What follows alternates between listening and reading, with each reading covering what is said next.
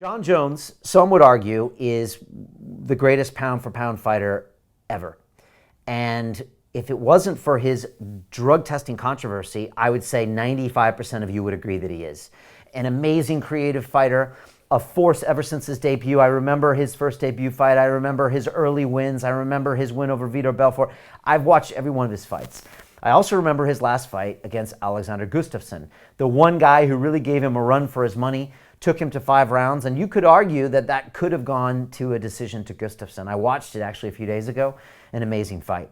Jon Jones has been plagued by drug testing controversy, and twice he has been suspended for drug tests. First time, I think it was due to some kind of a quote-unquote dick pill that he took, which apparently had traces of a drug and he did some time for. His last time, he was popped in June of 2017 for some trace levels of metabolites, something that didn't come up in his test about 4 weeks before and then came out in a test. It was a big controversy. It ruined fights, and that's what he's known for, ruining main events with his drug testing and also getting titles taken away from him with his drug testing. Let's talk a little bit about Jon Jones. He's considered a very talented and gifted fighter.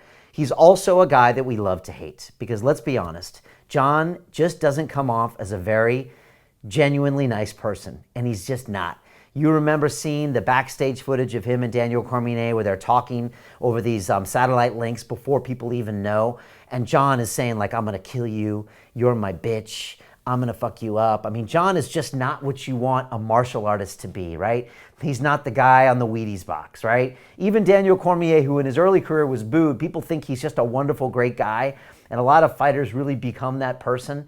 But Jon isn't, and whenever he's on camera, he seems kind of gross and kind of phony, and maybe he is.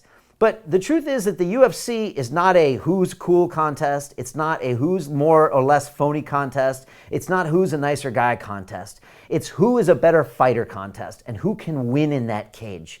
And Jon has shown to be basically undefeated in his career, except for one technical loss due to 12-6 elbow strikes over Matt Hamill when he was in the mounted position, which really it was a silly technicality. Jon has never really effectively lost. But he has had some controversy with drug testing. But let's just say what it is. Jon is an amazing fighter. I don't like him. I would like to see him lose, probably.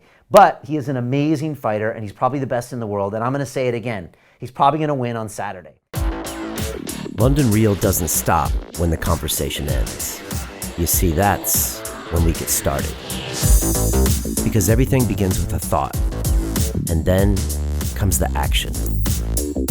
The London Real Academy is our global transformation platform. Here we bring together thousands of students from over 75 countries. Whether you want to build a profitable business from your passion, or learn to speak to inspire, or broadcast yourself with your very own podcast, or accelerate your life to become a high-performance person, we have the online accountability course and personal mentoring program that will make your dream a reality. Join us, and we'll take your life to the next level, together. Our next accelerator course is starting soon.